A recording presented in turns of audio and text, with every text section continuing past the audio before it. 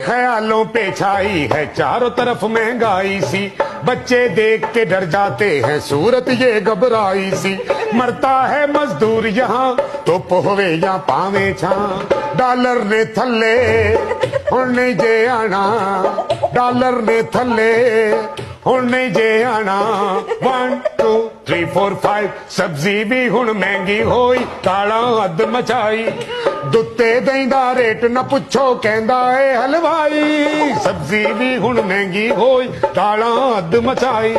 दुत्ते दही दा रेट न पुछो कहंदा है हलवाई। मैं फल फ्रूट दी रेड़ी वेखां, दिल कहंदा है कित्थों खां।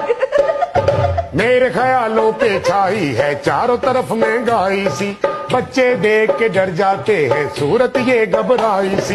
मरता है मजदूर यहाँ तो पोहवे या पावे छा, डॉलर ने थल्ले हुण नहीं जे आना, डॉलर ने थल्ले हुण नहीं जे आना।